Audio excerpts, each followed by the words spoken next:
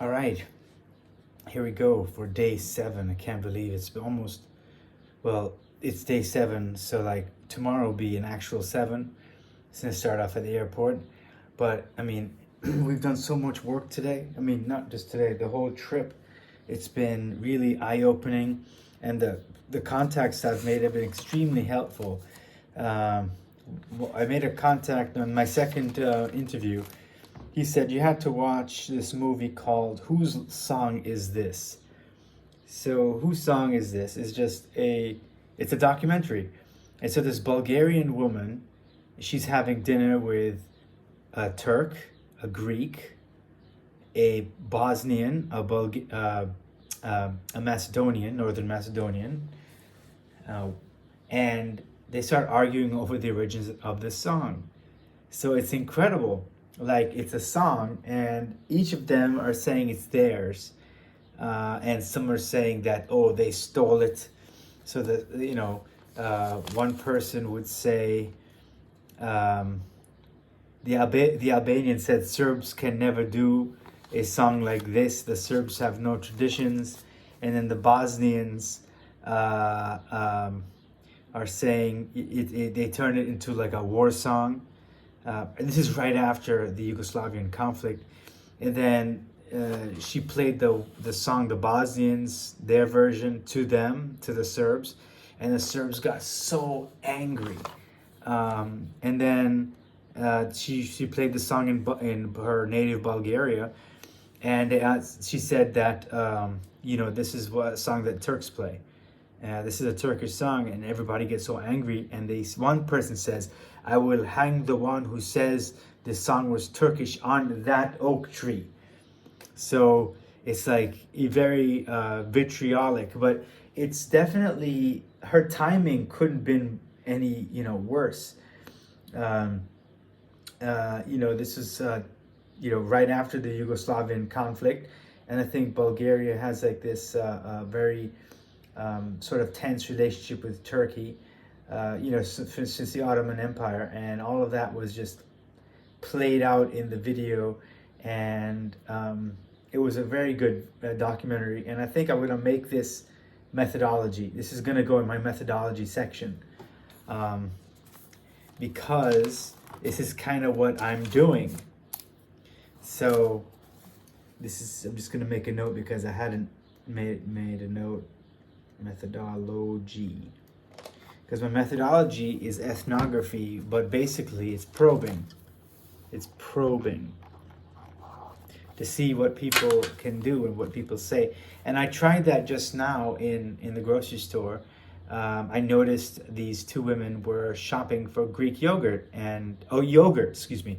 They were shopping for yogurt. And, they would look confused. And, I'm a big Greek yogurt guy. So I got one, and let me show you. It's in this little fridge here. It's a Greek yogurt. It's really great. Hey, that's a helicopter.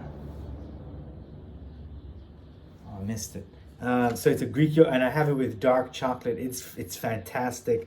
Dark chocolate is full of antioxidants, and it's really good just to give your body a good boost of goodness. So you have this, and it's great. So I said, hey, why don't you try this? It's great. And she goes, no, I don't want that. I want something Macedonian. And I said, oh, what's wrong with Greece?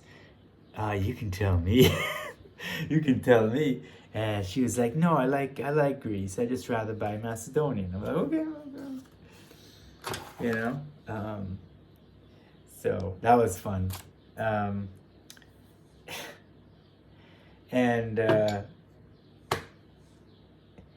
So the documentary was really great. And so I went to the market, the Old Bazaar. And I went and I got some Turkish food. I don't know why, but I was in the mood for something, delicious. And I said, let me just go in here. I was looking for something Albanian, but then I decided this looks good. And it's, what I had was La Makun. I think. It's like lahmacun. It's basically, where did I put my phone? Talk about editing, huh? Give me a second. How do I pause this? Okay, here's the phone.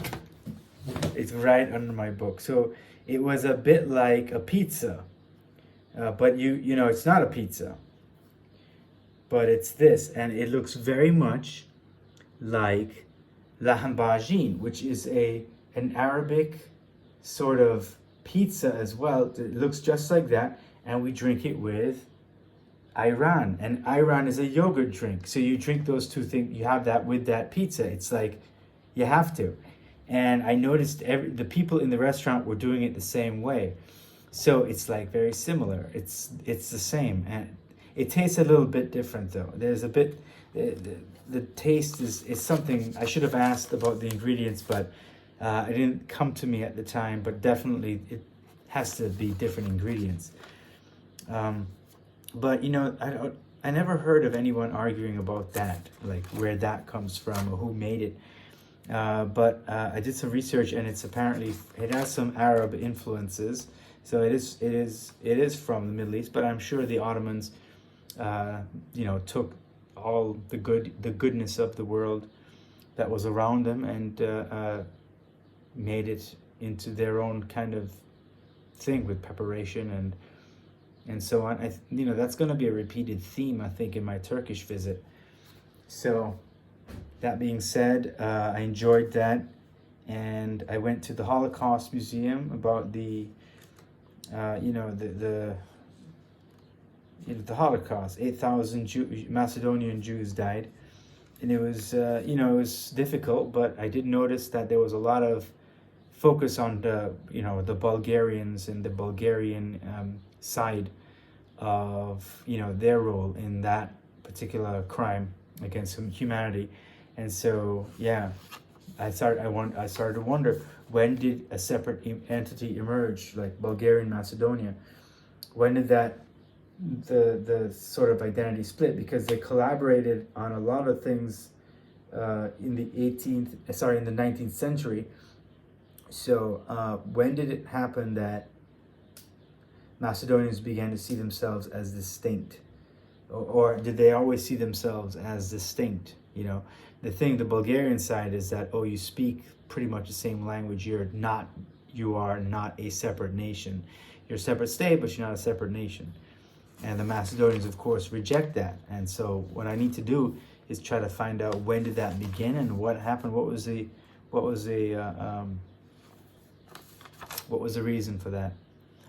So that was informative. Then I met a contact, and we had a little discussion around the old bazaar, looking at different issues, the Prespa agreement. Here's a good one. So there's the old Macedonian flag, which the Macedonians were forced to change back in, I think, the 90s. And it's basically this red. So that's the old flag. And this is the new flag. It's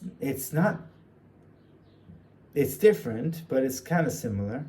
But you see this? Look at all those points coming out that sun, right? And so a lot of places still carry that old sign. So that old flag, right? If you go, there's a church near to me. It's a beautiful old church.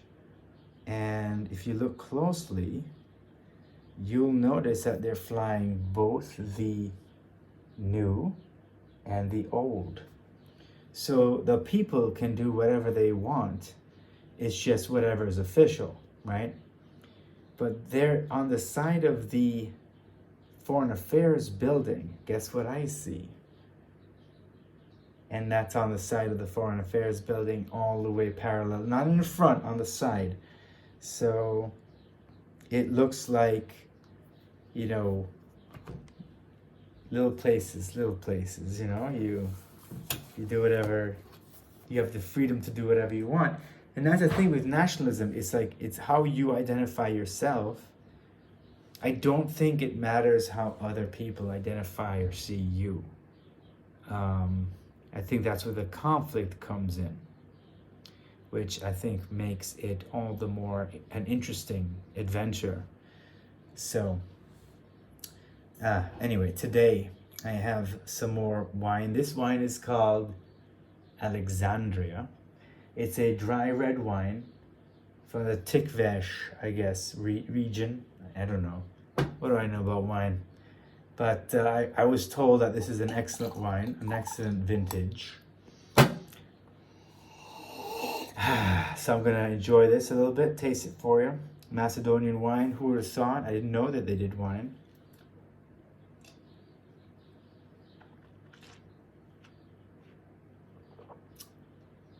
Oh, this is very dry. I like the other one, the first one we tried, much more. And to prepare my palate for my Turkey trip, which is coming up on the 18th, I've got some beautiful roasted pistachios. So you know, nuts from the US don't even come close to what the Turks can cook up or roast. It's fabulous what they do, what they did with a nut or a seed, whatever you want to call them. So if my mom was here, she would go, not with your teeth. Too late, Mom. Can't open it. Hey. Anyway, as a amateur blogger, I don't think this is too bad.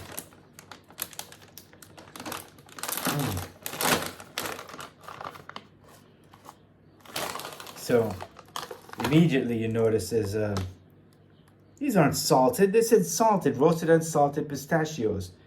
They're really small.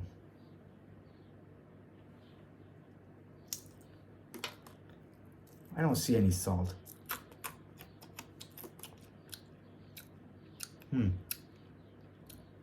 These taste different. I had really good pistachios just a few days ago, and they were amazing. This one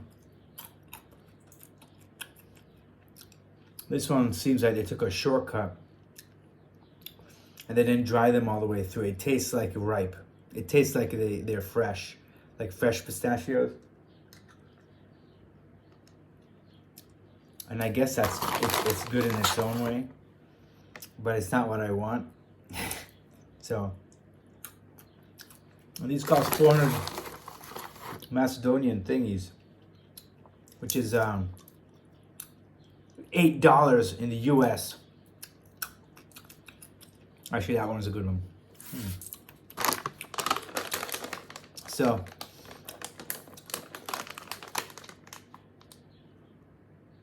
wait, what's this? What does this say? That's Turkey there, but I wonder what it says. It doesn't say, oh, it's patent. It's a patent. Turkish patent. Very cool. Everybody wants to patent their stuff. I have to look that up.